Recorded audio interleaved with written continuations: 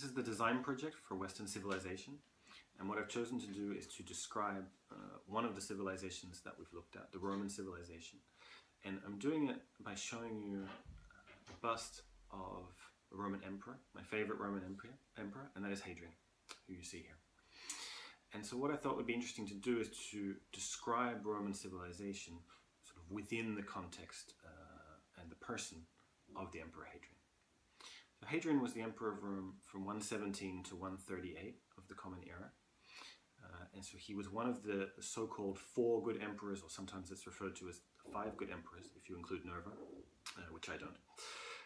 And the 4 good emperors ruled Rome during its greatest period of peace and prosperity. And one of the things that's very interesting about this period is that each emperor more or less was chosen by the previous emperor based on merits rather than on a kind of handing down of kingship to your son, for example. And so Hadrian came from Spain, as did the emperor before him, who was Trajan. And so they were part of a Spanish Roman elite. Hadrian came from a city called Italica, which is close to the modern city of Seville in Spain, and you can still see the ruins of Italica if you go there today.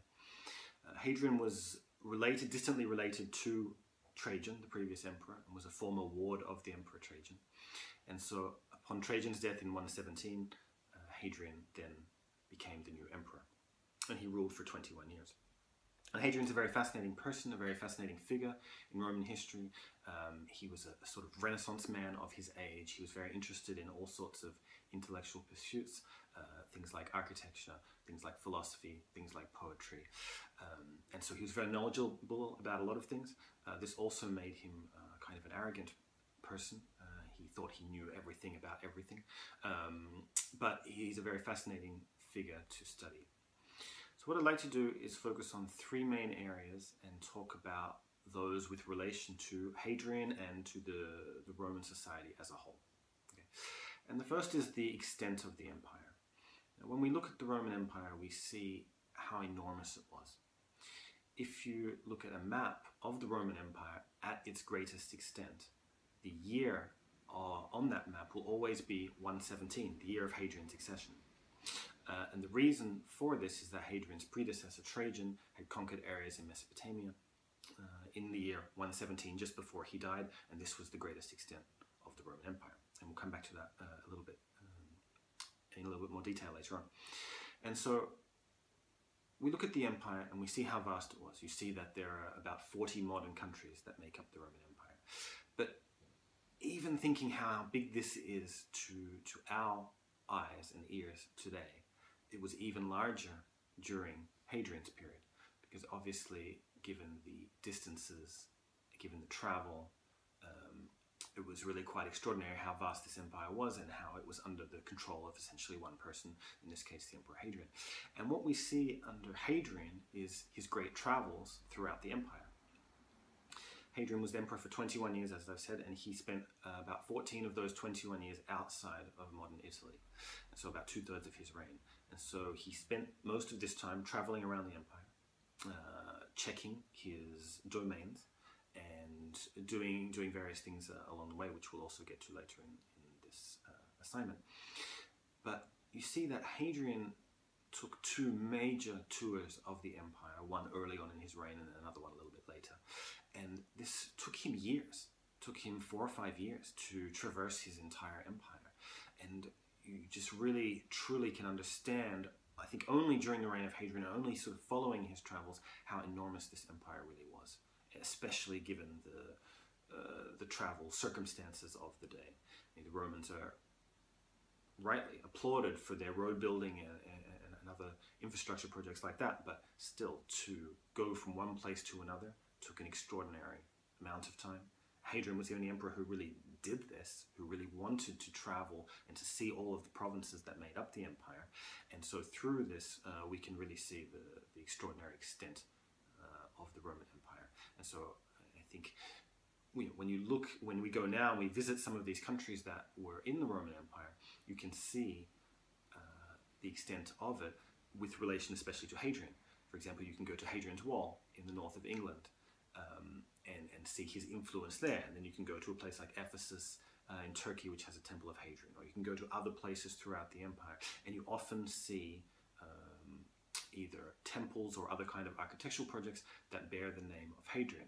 And this is actually because Hadrian was there at a certain time, and the people of a certain city wanted to honor him by naming something after him, that was ready in time for his visit, or things like that. So you can kind of really travel around the empire with Hadrian and really understand how big of an empire this was. Now, I mentioned before that Hadrian had a lot of intellectual pursuits, and one of them is architecture. And so I'd like to talk about architecture as the second of these three things that I'd like to talk about. And so Hadrian himself was an amateur architect. He designed some buildings. Famously, he designed a temple called the Temple of Venus and Roma, which is in Rome. And there was a famous discussion, if you like, that he had with Trajan's great architect, Apollodorus of Damascus, where Hadrian had designed this temple. The temple was built. Hadrian wrote to Apollodorus asking for his opinion on the building. And Hadrian did this as a kind of, in a sort of smug way, because he thought that the building was really wonderful, and he essentially wanted Apollodorus to acknowledge that. They previously had a dispute years and years before about architecture. And so Hadrian thought, he would win Apollodorus of Damascus over with this great temple that he had built, the ruins of which you can see still in between the Colosseum and the Roman Forum in the city of Rome. And Apollodorus didn't like certain aspects of the building. For example, there was a statue inside which Apollodorus thought was out of proportion with the doorway, and that it actually couldn't fit through the doorway if the statue was sort of running out of the temple. And so he criticized some of Hadrian's works. But for an emperor, as an architect, he wasn't bad. And so you can also see his influence in other buildings of his time. He didn't like the city of Rome, but what Hadrian loved, is what everybody knows, that he loved the civilizations of Greece, and he was often referred to as the Greekling as a nickname. And so Hadrian decided that instead of living in the city of Rome on the Palatine Hill, for example, where the emperors had lived since Augustus, he would live in his own villa outside Rome in a place called Tivoli. And he would design, he didn't necessarily design it, but he would have this enormous villa designed and built for him, and it was an almost miniature Greece. It was over this sprawling area with all the sort of trappings of Greek civilization that Hadrian so loved, and that would all be kind of incorporated into this villa. And you can still see the ruins of Hadrian's villa today, and it's a really beautiful, remarkable place, a very peaceful place, and you can see the kind of Greek influence on the architecture there. Hadrian himself traveled to Greece many times, including taking part in mystery cults and things like that. And so you can see his love for Greece, both in the first thing that I talked about here, which was travel, and in the second thing, which is architecture. The most famous building built during the reign of Hadrian, certainly in the city of Rome, is the Pantheon. It's not believed that Hadrian necessarily was involved architecturally in the Pantheon, but certainly as a commissioner of architectural projects, this was something that he had probably ordered, or at the very least was involved in some way or another, but it doesn't appear as though he had any real significant input into the design or the architecture of it. The Pantheon is probably the greatest Roman building that was ever built, and what's interesting about it is that you see, if you look at Roman architecture throughout the centuries, you see this use of concrete beginning in more or less about the 2nd century BCE. And as the years go on, you see the Romans become more ambitious with their use of concrete. They become better at it than they were before, and they have the ability to do more and more things as each generation goes on.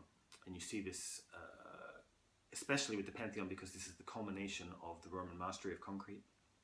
And so with the Pantheon, you have a concrete dome that was a poured concrete dome using different types of concrete with different weights for the bottom part or the top part of the dome. The dome is 43 meters, 43.3 meters, which is 143 Roman feet in diameter, and it's not held up by anything. It's able to support its own weight.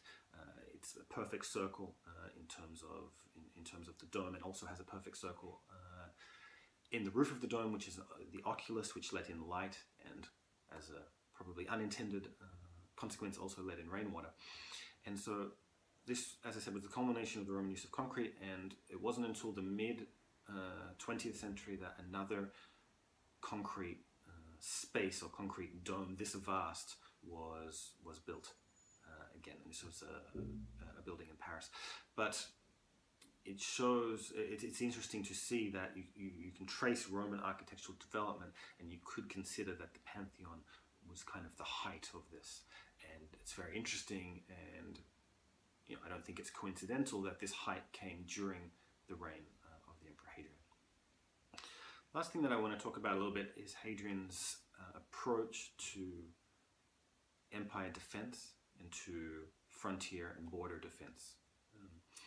I like to look at Hadrian as being the middle pillar in a kind of axis of defensive strategy, beginning with Augustus, then Hadrian, and later on with Aurelian getting towards the late 3rd century CE.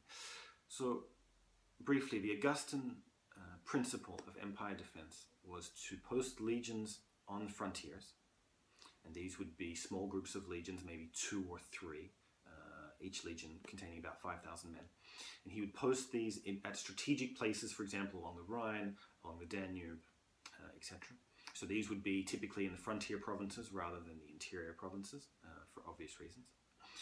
And Augustus would also have his borders be either natural borders, such as the Sahara Desert in the south, such as the Atlantic in the west, or they would be borders with which Rome had treaties with civilized nations, for example, the Parthian Empire in the east. One of the problematic borders for Augustus was the sort of northeastern frontier, and the two obvious natural boundaries were the Rhine and the Danube River. But there's a kind of gap in the middle where they don't meet, and where there's, I believe, about 100 kilometers worth of land. And so if your defense is going to be based on the Rhine and the Danube rivers, you need something in the middle as well to bridge this gap. And so this was essentially the Augustan theory of empire defense. And what you see with Hadrian is that this idea is taken to its fullest extent. And we see this in a number of ways. Firstly, as I mentioned earlier, Hadrian, as one of his first acts upon becoming emperor, decided to withdraw from the recently conquered provinces in Mesopotamia that Trajan had conquered. And the reason Hadrian did that was because he didn't feel as though it was a defensible province to hold. And the previous Roman idea had been to always expand, with the idea that once you expanded, then you couldn't retreat from those new lines of the Roman border. And Hadrian was the first emperor to do that, to have a kind of strategic withdrawal from territory that had been won before. But the reason that he did this was because he felt it wasn't defensible. He also wanted to withdraw from Dacia, which was Trajan's other conquest, but this was such a famous conquest, led to the building of Trajan's Column, for example, which still stands in Rome and talks about this, or discusses this conquest in the frieze that goes up and up the column. And it turned out that Aurelian, the third pillar of this axis, did in fact withdraw from Dacia about 140 years after Hadrian, because it wasn't really defensible. So Hadrian was very pragmatic, the way that Augustus had been with regards to empire defense. So one of the main ways that you see this is in the defensive fortifications that Hadrian built. The most famous of these, obviously, is Hadrian's Wall. He built a similar wall in North Africa, and he also extended the Limes Germanicus, which was essentially a wall that bridged that Rhine-Danube gap that I mentioned earlier. And so Hadrian was very concerned with making man-made frontier defenses where natural ones did not exist. Okay? So the Augustan idea of this had been perhaps more in theory. The Hadrianic implementation of this was in practice. And so with Hadrian's Wall, you have a magnificent example of Hadrian's concern for frontier defense. And so, as incorporating two aspects of the three that I've talked about, which are Hadrian's travels and Hadrian's concern for frontier defense, you can see these together, because basically one of the main reasons of Hadrian's travels throughout the empire was to check on the fitness of the legions, to check on the fortifications if those were necessary, and to make improvements and things like that. And so this was a large part of the reason why he made these travels in the first place, to investigate his provinces, especially in provinces that were perhaps more vulnerable than other provinces, and to see what the governors of those provinces were doing to ensure that the Pax Romana had been kept. And so this is quite interesting because we look at Hadrian as this sort of intellectual emperor, had these interesting sort of intellectual pursuits, but he was also very popular with the common soldiers in the field. In fact, more so than he was with the Senate, who for various reasons never really took to Hadrian. And so when Hadrian would go on these tours of the empire and he would go and visit the legionary camps on the frontier, he was very happy to live as one of these soldiers. He would live in simple barracks the way that they did. He would dress in the clothes that they dressed in. He would eat the same rations that they ate, and he would participate in the exercises and the drills that they would do, because he was always interested in maintaining his own fitness.